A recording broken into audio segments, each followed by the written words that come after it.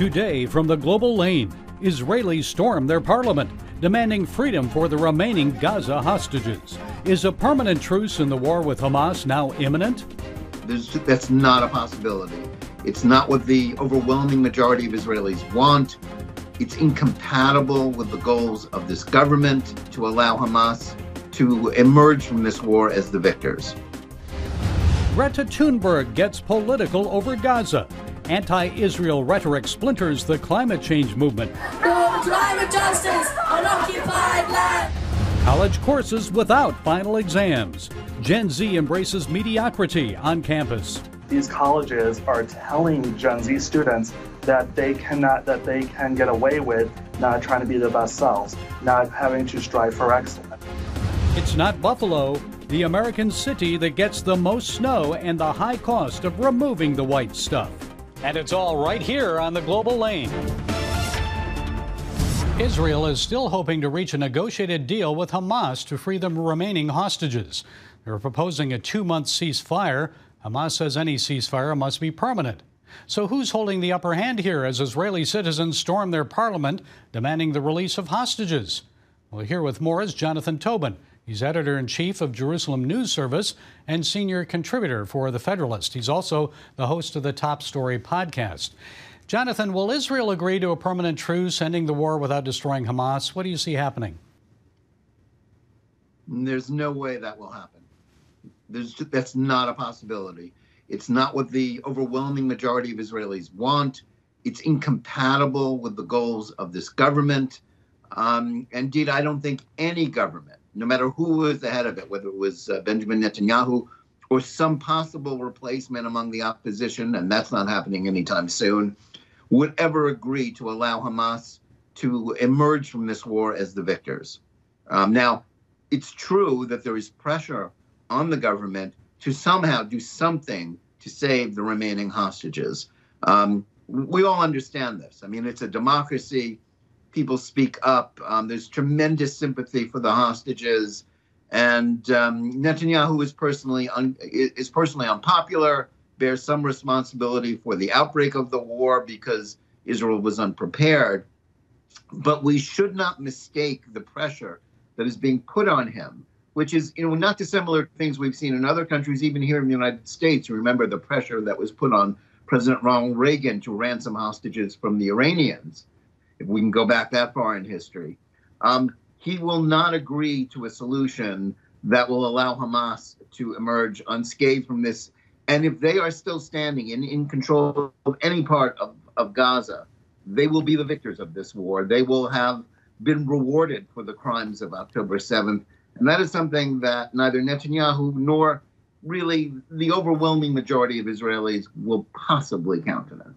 Well, let's talk some more about that, because Prime Minister Netanyahu has pledged to destroy Hamas, as you mentioned. But at this point, only a reported 30% of Hamas fighters have been killed. None of the main leaders. Is destroying Hamas realistic? How likely is a shift in Israeli sentiment about this war and its goals? I think, there's a certain amount of pressure being put on Israel, not just from the hostage families, but from the Biden administration and from its willing accomplices and cheerleading section in the liberal media. Hence, we have articles in places like the New York Times where Israeli generals are quoting and saying, oh, we can never win. It's impossible. This is all part of an operation basically to save Biden, not to save the hostages, because Biden wants this war over. It's bad for him politically. This isn't the situation he wants to be in, and therefore, and he's always wanted to topple Netanyahu. So that's the context with which we should view these sorts of sentiments. Now, of course, the war is far from over. The government has said that, the military has said it. And in part, it's far from over because of the pressure being put on the United States. Israel has moved very cautiously. It has tried everything it can to avoid civilian casualties, including endangering its own troops, which is why the casualty toll among Israeli soldiers has been high.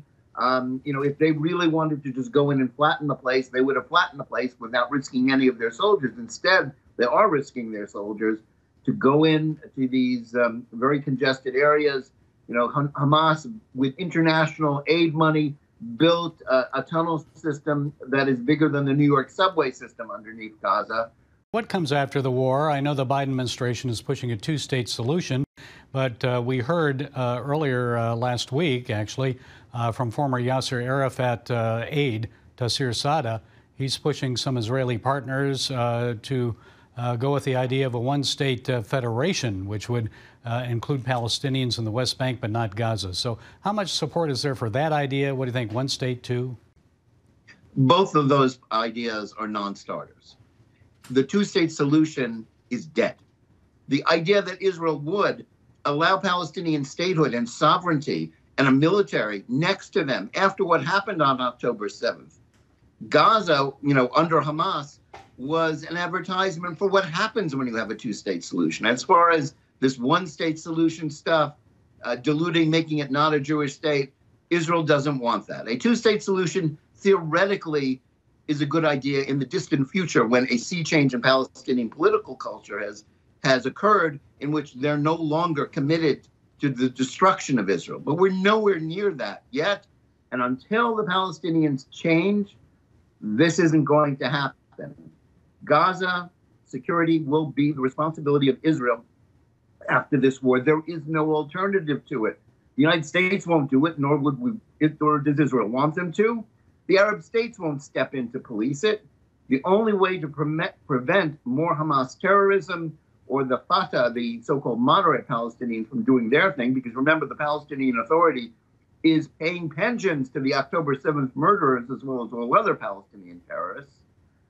This isn't going to happen. So this is merely a Biden fantasy floated in order to ease his political dilemma, because left-wing Democrats are pressuring him to pressure Israel.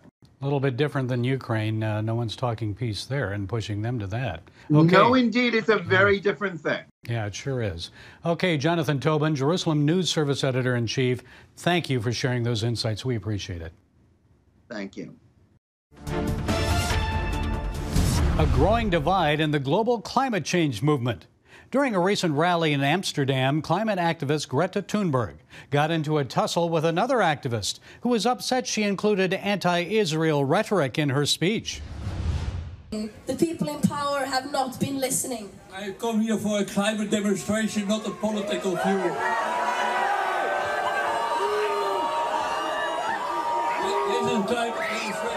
Calm down. Oh, climate justice on occupied land. No climate justice on occupied land. Joining us with more is Jewish climate journalist, Young Voices commentator Ethan Brown. Ethan hosts the Sweaty Penguin podcast. Ethan, good to talk with you again. So tell us more about this Greta Thunberg moment. Was this just one guy who was upset, or were others at the rally also expressing disgust over her political stance? I think this is representative of a larger trend in the climate movement, where we're seeing lots of activists and prominent figures, even some world leaders, using climate rallies, climate conferences as a platform to bash Israel. Now, I'm a Jewish climate commentator. My heart's broken for both Gazans and Israelis who are innocent, who have died in this war. It's been a very difficult and emotional time, not to mention Israeli hostages. But I felt that to bring climate into it and link the two, you need to do so very deliberately and accurately and constructively, and that's not what's happening right now. Well, so was this Greta incident in Amsterdam an isolated one, or are we seeing this kind of thing happen, political division elsewhere within the climate movement over the Israel-Hamas war? We've seen several instances. I know the Macy's Thanksgiving Day Parade was disrupted due to people shouting liberation for Palestine and planets. Even at the UN Climate Conference this last December, world leaders from Turkey and South Africa got up and used the climate conference as a platform to talk about Israel. And again, I fully respect that other people might have different views from myself. I'd like to think mine are pretty nuanced, but to use climate as a platform to express those views and to link them inaccurately, that's what I have an issue with. Well, why is this being linked? I know, so you believe this is an intentional effort to meld climate change and anti-Israel activism. So who's doing it and why? There's been a few reasons discussed among these folks for why the two are linked. One has been claim that Israel is trying to steal Palestinian fossil fuels through this war. This, of course, is not true. It was unprovoked. Israel is trying to free hostages, but the fossil fuels they're talking about are offshore gas leases 80 miles west of Haifa in the Mediterranean Sea. This is nowhere near any Palestinian territory. I've also seen claims that Israel is making it illegal for Palestinians to collect rainwater. This is sort of true. There's difficult permitting regulations in Israel due to the fact that they view water as public property. This has led some officials to discriminately deny permits for Palestinians, which is a big problem, but different from how they're explaining it. I've even seen stuff about carbon emissions from the war, which is a little misleading. The carbon emissions in Gaza have been like a few 100,000 tons of carbon as opposed to 150 million in Russia's invasion of Ukraine. So there's a lot of these different things, right? And I think they're being presented in a misleading and sometimes inaccurate way. Well, do you think there's anti-Semitism in the climate change movement? There could be. I think it's been difficult and quite frankly emotional for me over the last few months as someone who's Jewish to see a lot of the reaction to this stuff. I always try to assume the best in people, that people don't have hate in their heart because of my ethnicity and religion. But at the same time, I think a lot of the rhetoric does cross into that. So whether it's due to ignorance or actually intentional, yeah, I think you could say that. Well, you have your climate change purists, and then those who want to be a part of the newest thing, the latest protest, right? So what does this mean then for the future of the climate change movement? I think it remains to be seen. There are some wonderful people out there who are Jewish climate activists, or even, for example, I traveled to Israel last year. I got to meet a Palestinian professor, Tarek Abu Hamed, who I got to interview in an episode of The Sweaty Penguin. He's working with the Arava Institute in Israel to bring Israelis, Palestinians, and Jordanians together on climate solutions. And that type of peace building is really what gives me a lot of inspiration. So I hope that people can look to efforts like that, look for the bridge builders, and hopefully that's where the climate movement can go. Okay, keeping it positive. And where can we look at your podcast? Where do we find that? Yeah, you can find The Sweaty Penguin at thesweatypenguin.com or all over social media. You can also find myself at Ethan Brown 5151 on Twitter, Instagram, and TikTok. And it's kind of tongue-in-cheek, right? Yeah, it's, I mean, the name suggests it's a podcast that blends climate and comedy, so that's what we're about. Okay, Young Voices commentator Ethan Brown, host of the Sweaty Penguin podcast. Thank you, Ethan, for providing those insights. We appreciate it. Thanks for having me. Settling for less at American colleges and universities. Our next guest believes U.S. institutions of higher learning are enabling entitlement and Gen Z mediocrity. For example, for the spring semester, Rice University is offering students Afrochemistry, a course about iniquities in chemistry. The course has no final exam to determine if students have learned the material. Well, joining us with more is Dr. Zachary Marshall. He's editor-in-chief at Campus Reform's Leadership Institute. Okay, Dr. Marshall, what do you think about this course at Rice and foregoing final examinations? I'm not surprised that they decided not to have a final examination.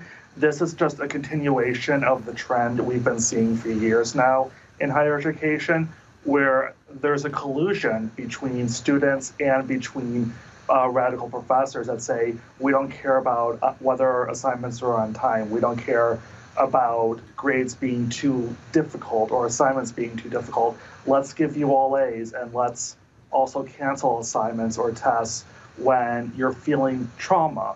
So this is just a logical extension of what's been happening now for the last 5 to 10 years. Well, everybody gets a trophy, right? So is this a trend that is happening at universities nationwide? You said it is a trend, but this lowering of standards for graduation, if so, why are they doing that? They're doing it because for the last 5 or so years now, we have seen an agenda on college campuses to connect virtues such as timeliness, whether you can submit an assignment on time, the idea of correct answers, whether the 2 + 2 = 4 being an objective truth, and the idea of productivity, all being products of white supremacy. And so when you have students who want to get away with doing the least they can, and professors who have an axe to grind against white people and against American exceptionalism come together, they're going to erase standards and erase traditional grading conventions, and also do whatever they can to make college less resemble a place for learning and act more like a sleepaway camp with great dorms and great cafeterias. Well, is this a DEI effect? That's what we're seeing here then? Yes, it's all part of DEI. At Campus Reform, we've been covering how DEI affects every aspect of college life. So we see it not only in the student experience, but also in the classroom. We have seen, in the name of equity and inclusion, students berate their professors for not canceling or adjusting assignments or tests during the George Floyd riots, for failing too many of them or not giving them all A's. We reported last year that students at the New School in New York City demanded that everyone get an A in the course as part of their larger grievances against the university. So this is all part of the delusion that's on college campuses, that to excel is to get A's as easily as possible. Well, how about some other campuses? How about universities like Harvard, Stanford, elsewhere? Stanford has been the center of a lot of student activism and grade inflation and pushback against rigorous academic standards. And we're also seeing it at NYU, where a professor got fired for failing too many students who did not know the material. Well, Zachary, why does it matter then? What can be done about this? What colleges need to do is to reinsert standards and morality back into the campus experience. And it really is a moral and virtuous issue, because what higher education right now is doing is teaching Gen Z, which my Fox News op-ed, I've said is, championing their own mediocrity. These colleges are telling Gen Z students that they can get away with not trying to be their best selves, not having to strive for excellence. On an individual level, this is how we cultivate virtue and how we grow as people. And collectively, when we all strive for the best we can do, that is how we've ensured American greatness through different generations. So it's important that universities ban and repeal these DEI and woke policies that allow grade inflation and allow student bullying of administrators and professors to continue. And what's the consequence for the country if they do not do that? We're already seeing it right now. Higher education is becoming more and more irrelevant. We're seeing companies and state governments say we don't care about 4-year degrees anymore because they are not teaching students how to be successful members of the workforce or successful members of society. So the consequence is going to be a generation of leaders in the not too distant future of people who do not know how to handle adversity, who do not understand that success requires intermittent failure along the way. So we're going to see less ingenuity, less productivity, and less resolve in our culture. And that's something we cannot have if we want to, keep American excellence and keep that, tradition of attainment and achievement in our society. Much of the United States is experiencing a warm-up this week, but so far, 2024 has been cold and snowy. A week of winter storms left at least 90 people dead and others freezing without electricity. A Milwaukee, Wisconsin woman used her gas oven for heat. So many families are out of heat. These poor children, these poor babies are going to get pneumonia.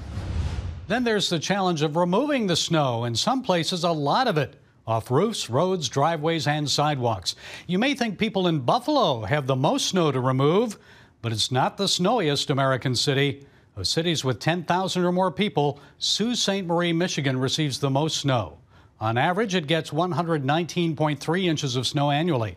That's just under 10 feet.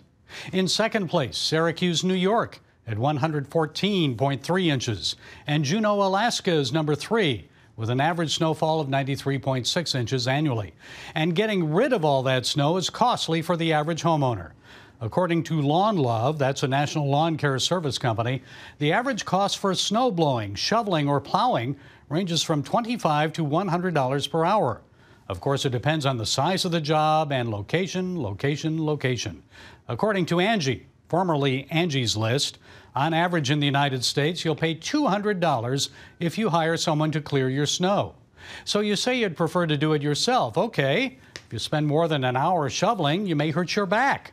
So the money you save from not hiring someone else to do it may end up in the pocket of your local chiropractor or family physician. And if you want to save yourself that aggravation, you could purchase a snowblower. The average price for that in the U.S. is just under $1,000. But if you have an average-sized driveway, you usually only get several inches of snow, you could purchase something like the Toro 21-inch, 212cc engine, steel-framed, 721R power clear snowblower. But like everything, you'll pay more for it than when Biden first came into office. The price tag in January 2021, $589. Today, $699. That's $110 more. You say you're growing tired of the snow? Well, from January 13th through the 18th, folks in West Seneca, New York, that's just southeast of Buffalo, received 74.8 inches of snow. That's more than 6 feet. You may now want to lecture them about global warming. Maybe some folks in West Seneca and in the greater Buffalo area are thinking about joining the 300,000 people who moved to Florida last year. Florida receives the least amount of snow annually in the continental U.S., 0.01 inches. Or you could do like I've done, move to coastal Virginia. We have yet to receive any significant snowfall here, no accumulation. But it is still possible. We have just under 2 months left of winter, so let's pray the nation is spared from additional 0-degree temperatures, power outages, and storm-related deaths. So let's do what we can to help a neighbor in need and look to God for protection and to bring calm in the midst of the blizzards and life's storms. Well, that's it today from the Global Lane. Be sure to follow us on the CBN News and NRB channels, YouTube, iTunes, SoundCloud, Rumble, and our broadcast affiliates. And until next time, be blessed.